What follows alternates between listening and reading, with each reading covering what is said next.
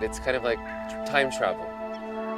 You feel like you're traveling back into the Pleistocene in an era where there were glyptodons and giant sloths ruling South America.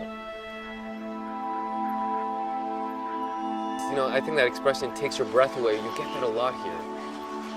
Sometimes you just cannot believe how beautiful the world is and these natural places.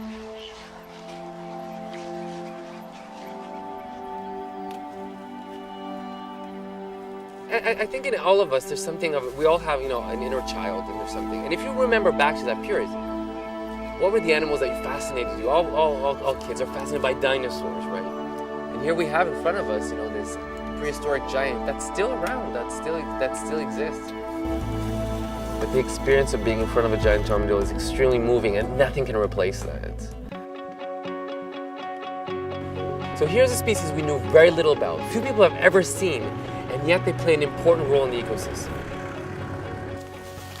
We're gonna go look for one of our giant armadillos called Isabel. You can see here a fresh giant armadillo burrow. She has dug this burrow. You can see the huge hole. She's down under there sleeping. And then at night she'll come out to go forage on ants and termites.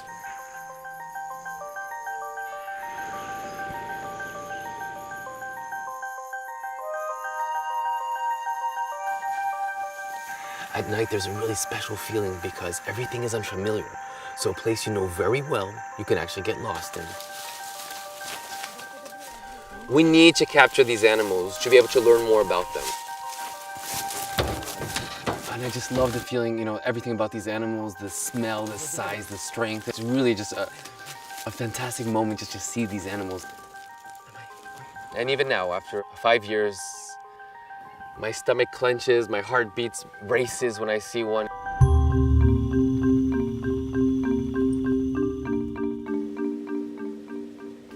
Most of what we learned started with Isabel. If we count the white bands and gray bands, we can recognize individuals. On her head, Isabel actually has a beautiful flower. Only she has that. Isabel is a special armadillo for us. She was Alex's mother. So Alex was a giant armadillo that we have been studying since his birth. I mean, we had no idea that giant armadillos and the females were such dedicated mothers. Unfortunately, Alex was predated before we were able to finish learning about him. So we all felt devastated by Alex's loss. The whole team was very, very sad to lose Alex because we were extremely attached to Alex. We had learned so much from Alex. We just couldn't believe it had happened. It was such a dramatic end to the story. So giant armadillos are what we call ecosystem engineers. They create burrows that are used by other species.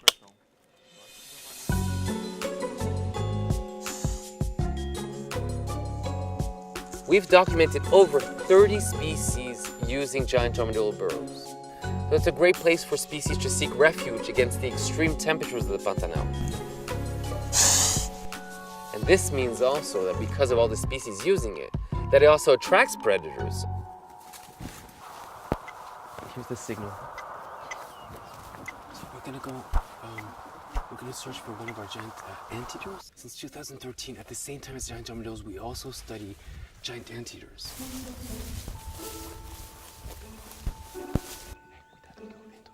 Both species belong to the superorder Schnarthra. Both have low metabolism, feed on ants and termites, live in the same use the same habitat. You can see it. This data is very important for us. We're looking for better understanding the giant armadillo. So this is also part of our work. It's very important. What we're doing now is just looking at the animal, physically checking the animal, because all the data is being collected on that box you saw attached to the animal. That collects GPS points, so exact locations of where the animal is.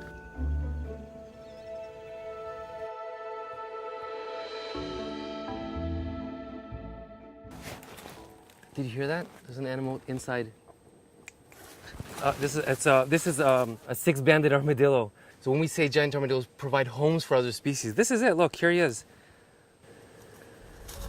Very cool.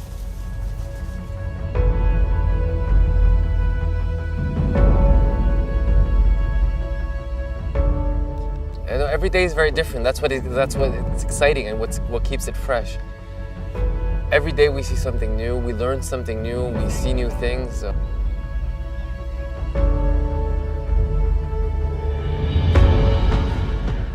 We go through extreme floods or extreme droughts. It might seem that we live an adventurous life.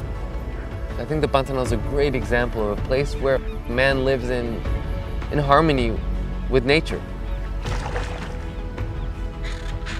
And I really like that. I really like that feeling.